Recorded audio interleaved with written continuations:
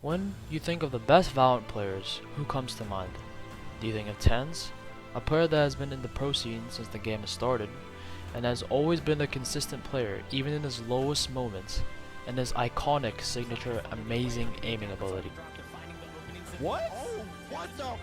Or do you think of Aspas, the most mechanically disciplined player, able to top frag almost every single game he plays, and his decision making and aim is top tier? But both of these players are known for one thing: their aim.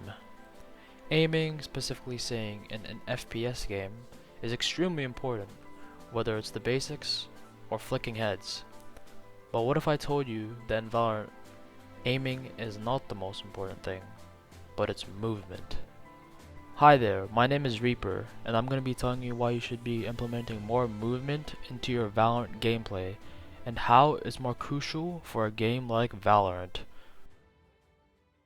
First, if we want to really deep dive into what makes movement so important, let's get down to the basics of movement in Valorant. The most common movement in Valorant is your normal Wideswing. It's probably the most common movement, and almost everyone really knows this, or at least has done it once while playing Valorant, subconsciously or consciously. But do not get this movement confused with pop-in swinging, because first of all, it's not recommended to do it, and if you fail, your teammates are gonna roast you in the team VC. Then there's normal peeking. It's basically just going off an angle to shoot and kill. This may seem like an average move, but it's a movement, and normal peeking is actually really strong in different types of scenarios, but it can be very predictable, and why it's also really weak, because most opponents put their crosshairs to where you would normally peek. So like normally I would hold like that. I actually just need to start holding like this from now on. Hence why it's called normal peeking. A movement named and came from CS, Counter-Strafing.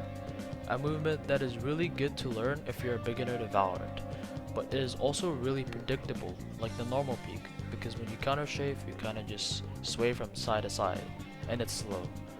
But it's only slow because you're counter-strafing in Valorant. Other than that, it's really good in specific scenarios. If you haven't really thought of movement in Valorant, then you should practice these 3 basic fundamentals of movement, because they are really important, and a good starting point if you don't know where to start on how to have good movement in Valorant. Now, let's get into why movement is so important. Okay, first, in a game like Valorant, you move so fast that it's almost impossible to shoot when you're trying to shoot someone that's moving or pop-in swinging. Dude, is this guy gonna let go of his movement key? That's why you see so many whiffs in Valorant clips, or even if someone is trying to do a trigger discipline clip.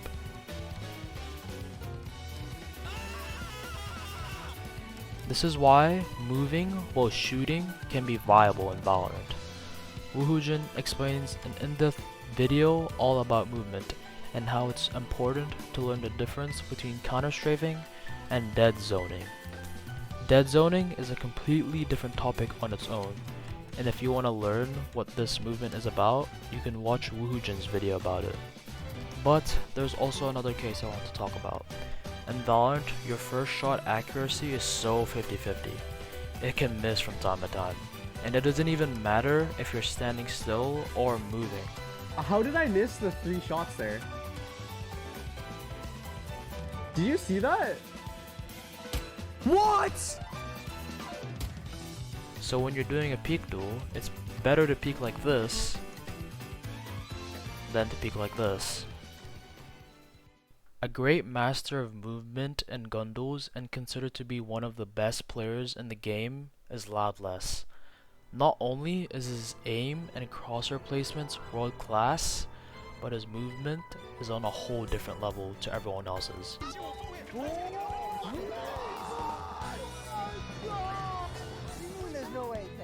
Other pros have to learn how to play against his movement, because it's so unpredictable and extremely tough to play against. Our next match, I literally spent 2 days like practicing countering how to kill Les. Because Les was like the only person I could not kill on Loud for a whole like 2 or 3 BO3s. Just because the way he fucking moves, bro. There's also another in-depth video on how to move like Loudless, but the movement he's doing is an advanced movement, and in the comments of the video they explained where Les learned it from, and where it came from, and its name.